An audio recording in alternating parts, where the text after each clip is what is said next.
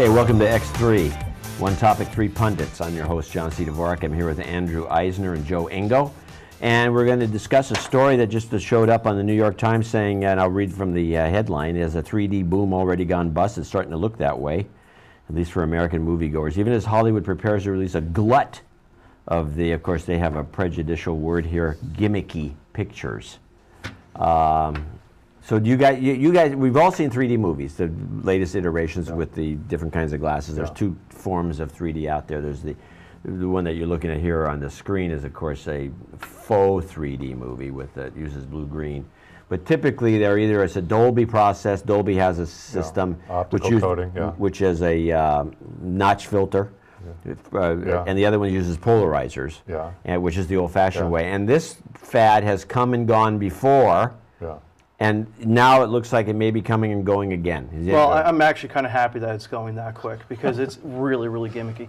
Most of the movies, honestly, it loses a lot of sharpness. At least I see it. I mean, I've talked to a few other people. Some people agree, some don't. I just think it's just your perception. Some people see it well, some people don't. There's a lot of people who actually get headaches now because of it. Oh, yeah. There's actually this guy who came up with this greatest idea in the world, 2D glasses. So when you go to a movie that's only 3D, you can put in these 2D glasses, so it covers one of your eyes, so you just see it like normal. Yeah, I don't think so. Why don't you just watch the movie like this?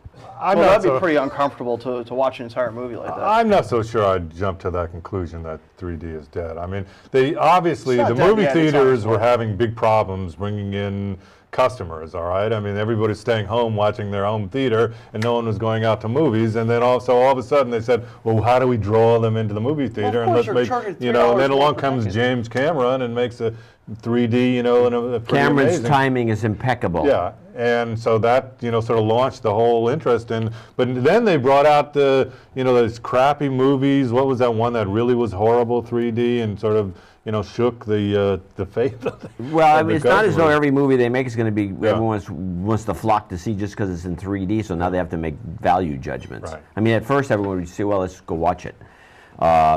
They're also charging $3 more per ticket. I mean, on top of, you know, charging $10 Yeah, go to IMAX and see how much more they charge. Then with an IMAX 3D, now you're talking about $10 more or whatever the heck it is. I mean, it's pretty ridiculous. And the fact is, I mean, Hollywood is now, you know, feeling a little bit desperate. They're, you know, not only people aren't buying DVDs, they're, you know, in fact, a lot of the home entertainment sales, they say, are down in general. That, you know, they're not buying equipment, they're not buying DVDs, they're not going to movies. Maybe the materials, no. How about putting a little money into the writing?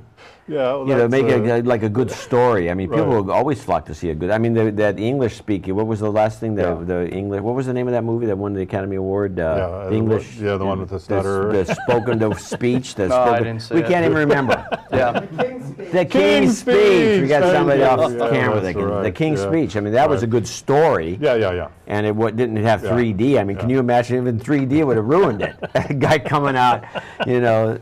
I mean, you know, honestly, I don't even buy DVDs anymore. You know, I bought 2. Yeah, but you don't even count. You probably get them off a BitTorrent. No. Actually, anything that I buy legitimately. Netflix. Anything? Did you hear that sentence structure? Anything he buys. Okay. He buys. Rephrase that. Exactly. I do not download movies or applications illegally. On record. Everything I have is all. Yeah, exactly. Everything I buy all myself. Okay. Or I watch it through Netflix. But the fact is, not everybody's like you. A lot of people are, you know, either they're streaming it from Netflix and paying for it, but they're not buying DVDs anymore, and they're not going to the movie theater as much. So Hollywood's got problems. Netflix is a big part of that. You know, I mean, why go out and buy the DVD when you know that you have it on demand through Netflix at any point you want? You know, it was funny with Netflix. The other day, I saw this post office guy delivering mail. Half of his mail must have been Netflix.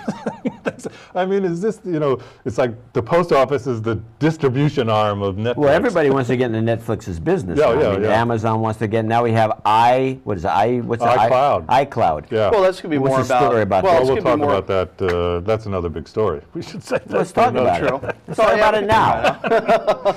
Well, iCloud is basically, so you know how Amazon has the, you know, the or what the heck they call it, the music disc or I forget the name of it. But What anyway, is you it could- called there? I cannot remember the name We of it. can't for some remember reason. anything on this Yeah, show. well, What kind of I guys get it. are Well, we had a we're week pundits. off, and you know. Pundits don't remember anything, by the way. You should know Well, that. we had a week off, and you know Yeah. we're kind of getting All back right. on our stride. But Amazon released their music service where you could either purchase content from them and then store it on there, or you could store your own content on there. Right. You know, this is Apple's answer to that, and Google has the exact same thing. But this is Apple's answer to it.